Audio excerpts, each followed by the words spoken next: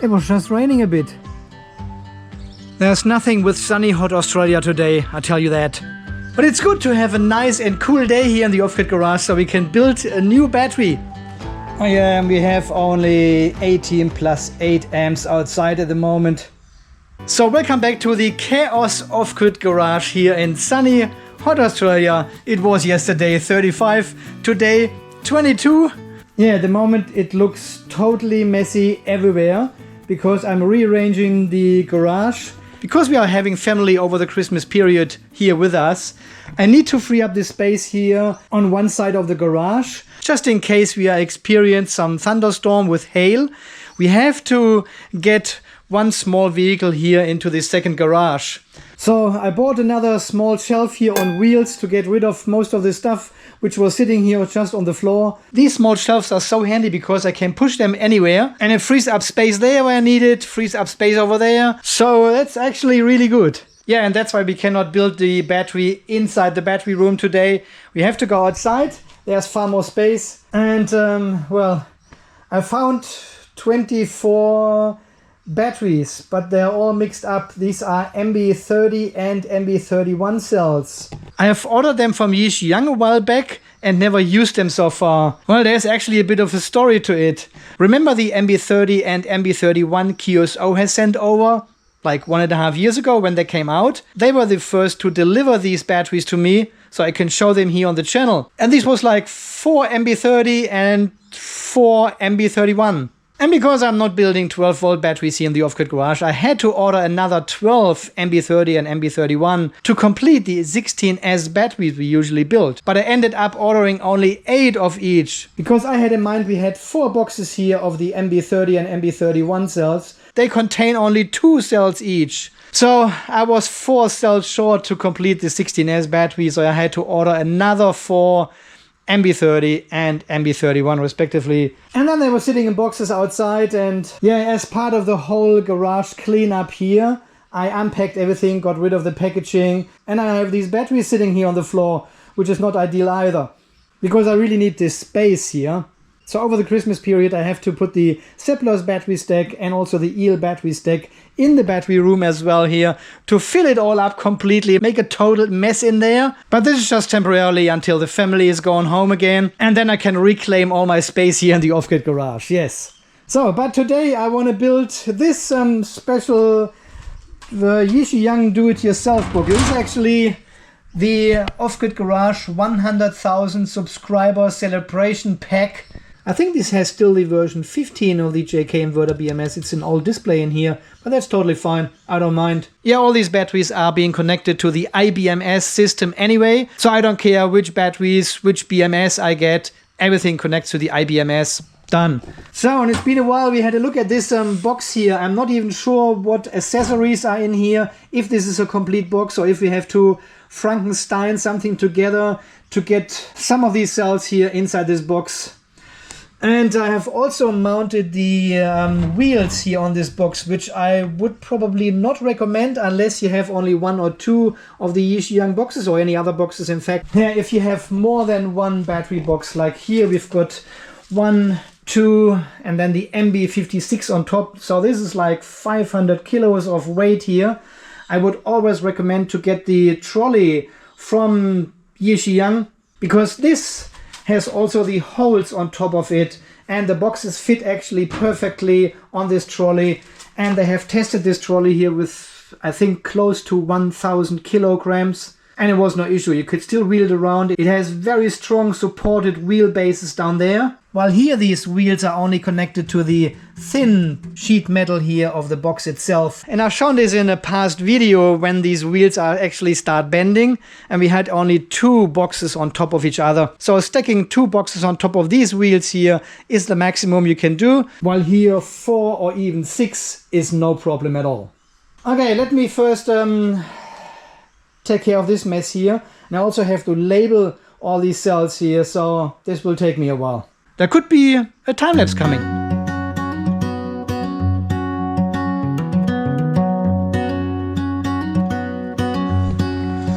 Okay, I've now sorted all these cells to MB31 and MB30 over there. And I've also sorted them so that we have the QSO cells, which were delivered like 1.5, 2 years ago. Cell number 1, 2, 3, 4. Then 5, 6, 7, 8 is the third delivery. These were the forgotten 4 cells I had to order additionally. And this was the second delivery, 8 cells. So MB31 here, QSO, second delivery Yixiang, third delivery Yixiang.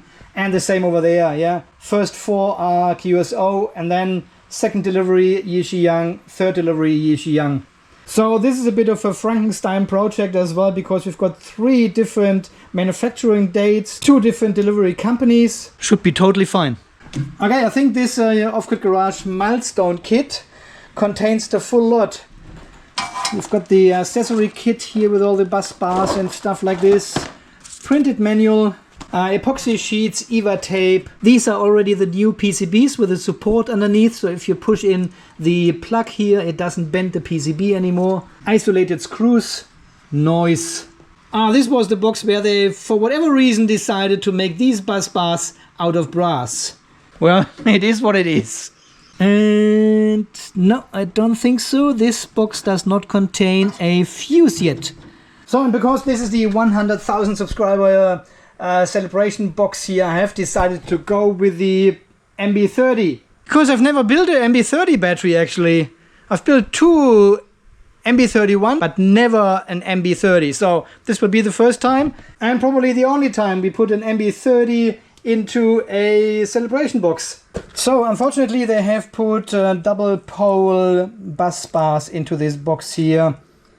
And a ton of these screws, of course. So this box was actually intended for batteries with double hole poles. But these obviously have only the single stud. But I've got some single stud bus bars here in stock and also the appropriate amount of nuts.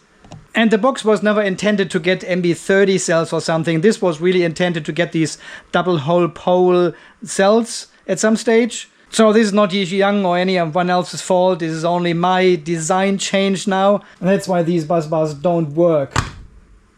Okay, I've now removed all the screws for the Off-Grid Garage 100,000 PCB holders. Oh well, we know what they mean, right? So, front panel is removed, and back then they still used these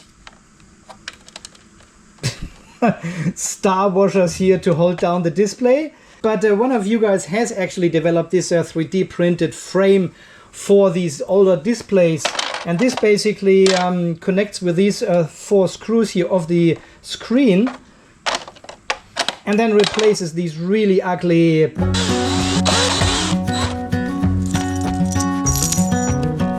look at this beautiful, nice and clean solution here. Just a 3D printed frame holding the whole display in place. So whoever sent me this 3D file here, thank you very much. I'll link this all down below. I haven't designed it, so all the credit for this 3D printed frame here goes to this person who designed it.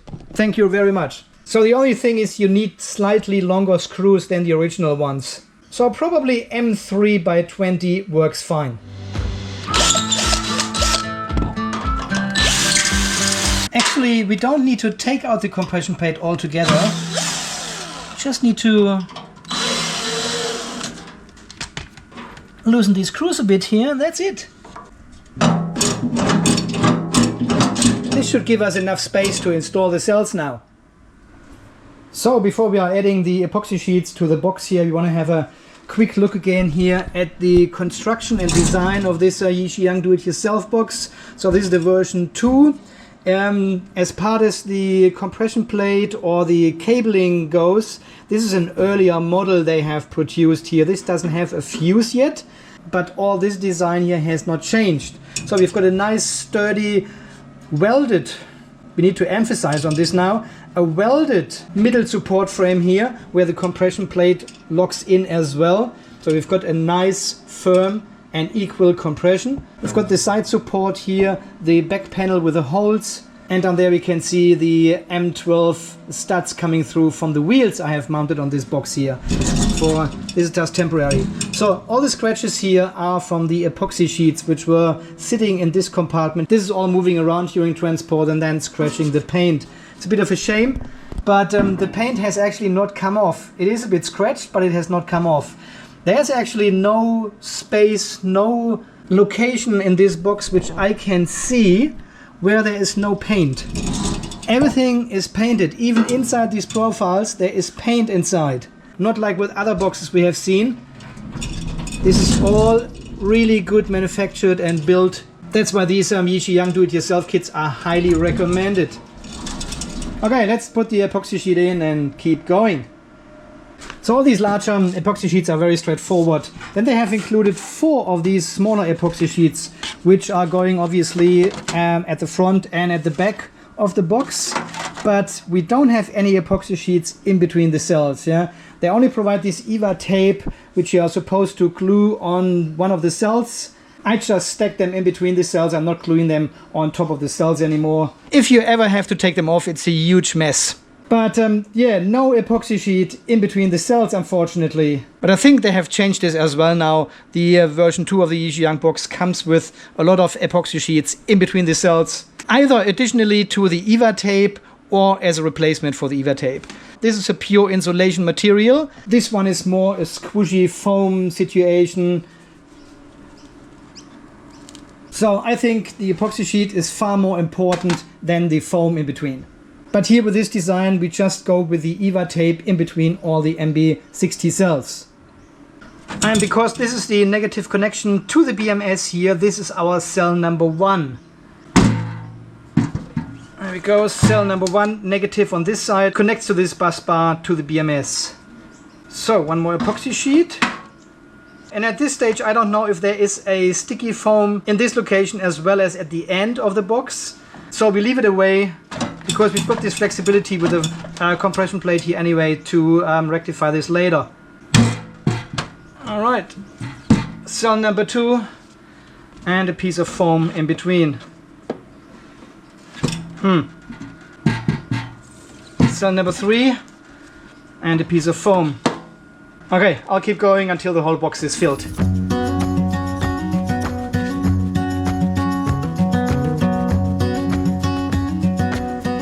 Yeah, it's always best to start with cell number 8 actually here and then work your way to the front. I had the issue there was not enough space at the end, so I had to shift the whole stack a little bit further this way, and then the bottom epoxy sheet slided with the cells, so there was a gap of metal visible at the end, and I had to pull the epoxy sheets under the cells all the way back to the back wall of the case. This won't happen if you start at the back and work your way to the front. And I've got 1, 2, 3, 4 EVA tapes left. So we can go with 1 EVA tape here at the front and at the back as well of the case. And then we have to torque these screws here with 0.5 Newton meters to get 300 kilograms of compression on these cells. So before we are going to mount the off-gird PCB holders here and the bus bars, I want to fully compress these batteries here. So I'm screwing in all these 6 screws here all the way to get the cells seated, so they're nice and cozy, and then we loose these screws again and tighten them with 0.25 Newton meters. 0.25 it is. I've seen extraordinary spring mechanisms people have built to achieve these 300 kilogram of force, but let me tell you, it is not much. 300 kilogram force is nothing. 1 M6 screw, 3 Newton meters, you got it. Well, in this case it is actually not too important because we have all this EVA tape, this squishy foam in between the cells, and over time this will stop compressing. So we would need to retorque these 6 screws for the compression plate after a year or 2 years or 3 years or something to keep the 300 kilogram of force compression on these cells. As soon as you have squishy foam or a spring or something in between, your compression is not constant anymore. Over time the spring will lose its tension, the squishy foam will stick together and not expanding anymore and pushing the cells apart. So that's a whole science by itself. Alright, so here in this case we don't need to torque anything because the screws are going all the way in all 6 positions. And now we've got a nice and snug fixture. bit of compression, but you know, 0.2 Newton meters wouldn't be much either. And you can actually see this here. If you watch the gap in between the cells, and I'm pushing these cells here towards each other, you can see the cells are moving a little bit. So there are still loose. Oh yeah, here. I can even move them left and right. So this is the whole compression we need. Perfect. Very, very good. Jeez, come on. Until you get the start here with this shit. I hate it. So lining up the holes. Alright, let's do our bookkeeping. Scan all the QR codes. This is 1, 2, 4, 6, 7, 8, 9, 10, 11, 12, 13, 14, 15, 16. And we've got them all nice in a list here, which we can export as CSV. Alright, and now use the Fnirsi menu, sorting mode. I don't really need the filter set to anything. I'm just after the internal resistance and voltage at this point of time. So I don't really care if it's pass or fail. So I'll leave the filter as it is. That's fine. All right. Negative, positive probe. I just need to wait for the beep. I don't need to look at the display at all. So convenient. And the last one. There we go. All measured, all recorded. Yeah, 16 records. Yeah, if you haven't seen the video about the Fnirsi Internal Resistance Tester, it was in the previous video, I'll link it down below. It's a pretty nice device, and when you get yours, feel the buttons. Alright, we've got now the internal resistance reading as well as all the QR codes scanned, and we can merge these two CSV files later on the computer and have all the data about the MB30 celebration kit here together. Beautiful. Alright, let's mount the off-grid garage PCB holders and get this all together. I have now set all the nuts, all the bus bars, connected all the balance cables and temperature sensors. And the only problem we have now is the connection between battery 8 and 9, because this is a longer bus bar with a wider distance between the holes, not a normal one. And of course they provided one, but this is for the double hole terminal cells, and it doesn't fit these ones. And as we have done in the past, Maddie to the rescue. Yeah, Maddie, aka the Digital Mermaid, is converting her diesel operated sailboat to fully electric. So the motor is already gone and she's working on the control mechanism and everything. And she was so kind to make me a whole bunch of these amazing bus bars, these flexible bus bars, these links. And we have tested them with over 250 amps here with no issues at all. So really, really high quality crimp. And these ones make the perfect link between these two rows of batteries. So, and here, and we are done. Beautiful. Yeah, if you haven't seen any of your videos, I'll link this all down below as well. Once again, Maddie, your bus bars are a lifesaver.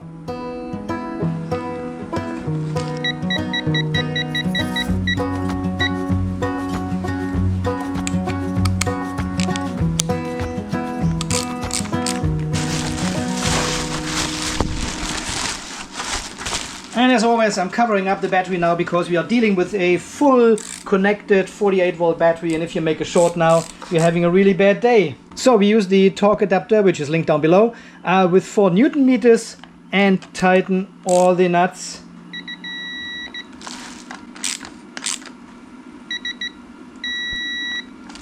And I'm also using a black pen to mark off all the nuts I have already torqued and checked. You can use any isolating material, and I'll leave only these nuts exposed which I'm working on, just for pure safety reasons.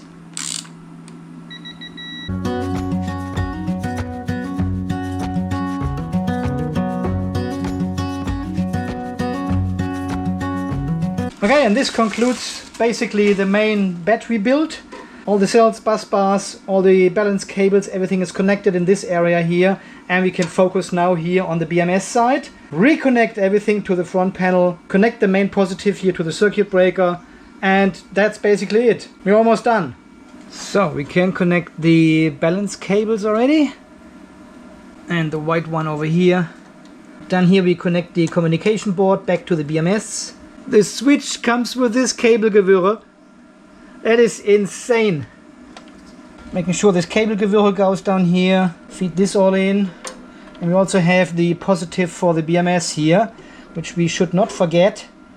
Okay. Maybe I should get 1 or 2 screws in the front panel. Alright, we are using 4 Newton meters here again. And the same here for the negative to this brass bus bar. That's all we need. Alright, I think we are officially done. If I wouldn't have forgotten the positive for the BMS. Yes. Okay, we try this again. There we go, 4 Newton meters. And now we are officially done. Yeah, positive sits, the positive flexible bus bar sits above the BMS and bends to the left and then goes all the way down to the bottom contact of the circuit breaker. And in this area I want to install this fuse later on then, as close as possible to the main positive of the battery. Negative is connected to here, this is all connected, all done. And of course we touch this one up here as well, which we have torqued, and here as well. Alright, so if everything goes well, we should be able to turn it on now. Certainly it comes to life. Okay, all 16 cells showing up, and we have alarm overcharge protection. Right, because the BMS hasn't been set up. As always, I have forgotten to install the fire extinguisher, which goes right over there somewhere. There are 2 studs, and you cannot get this one in anymore once the cells are installed. So I can't set it up on the... So I'm using the 3M tape here on the back to fix it to the inside. Hang on. I think we are doing it this way here. So let's see. Oh yeah. And stick to the side, you bastard. Yeah, it does. Okay, and this one here, the other trigger just goes somewhere around here. And I think it sits... let me fix this. Okay, so the other trigger goes over here to the other side, all the way over there, and then just sits here basically, yeah. And the other one is very short, sits over here. So both of them can trigger the fire extinguisher at about 400 degrees, and then they start burning all the way back to the fire extinguisher, and this one eats basically all the oxygen inside this box. We don't want to see that, we don't want to test that. Actually, maybe we want to test it at a later stage. Yeah, if you have ever wondered why there's a whole bunch of loose cable zip ties in this accessory box, they are to fixate the trigger wire for the fire extinguisher. Alright, JKBMS. Let's have a look if we can discover it. Oh, could be the one at the top with the numbers. Yep, it is. It beeps. This is the Bluetooth pairing password, which is just 1, 2, 3, 4 pair. Which you can change as well in the settings here. Alright, so first of all we want to have a look what we actually have. It's a version 15.34. I think 15.41 is the latest and greatest for the version 15 of the JK inverter BMS. So we have to upgrade this later. It doesn't really matter, because this one will just be a slave anyway. Battery is fully charged, modify password. This is because nothing is set up. 1, 2, 3, 4, 5, 6. This is the password for changing the settings, which it nags you to change all the time. And then the first thing you should do is click on the lithium iron phosphate button up here, get a confirmation, yes, and everything is now reset to lithium iron phosphate, which is almost usable. No, this one has actually still an old firmware version, and the settings are not optimal. Well, anyway, I just changed the balance start voltage to 3.45 and take care of all the rest later. Okay, how do we look with the cell voltages? So cell 1 to 4, which is the original QSO batteries, 3.2. Here cell number 4 is a bit lower. This could be the one which we have tested back then for a capacity test. And then we've got 5, 6, 7, 8, which is the third delivery for this battery from QSO. And then 9 to 16 is the second delivery for this battery. All MB60s, of course. So once we fully charge this battery, it will be interesting to watch the balancing aspect here. Because, yeah, we have tested cell number 4 individually. We've got 3 different deliveries here. Yeah, this battery needs to get a full top balance by the JK inverter BMS. Very good, my friends. That concludes the build of the Yixiang Do-It-Yourself Kit version 2, the Off-Grid Garage 100,000 celebration box. And we have used the MB60 cells. So in one of the next videos we want to fully charge this battery, of course, watch the balancing act when the cells are getting full, and then of course do a full capacity test of these wonderful cells. I haven't actually shown you these cells here from Yixiang, but they are super high quality. If I just grab one here, except of my fingerprints here, 100% A grade, brand new cells. They are beautiful cells. They've got this nice fold here of the heat shrink. Yeah, version 3 terminals, intact barcode, of course. Really high quality cells here. Very nice. As you have seen, there's not much to complain about these Yixiang Do-It-Yourself kits here. They are really come a long way and have developed nicely. Come with a compression plate and 3 different locations where to give you a nice and even compression on your cells. Workmanship and quality is outstanding with these cases. Yeah, you can stack them nicely and securely up with these holes and feet.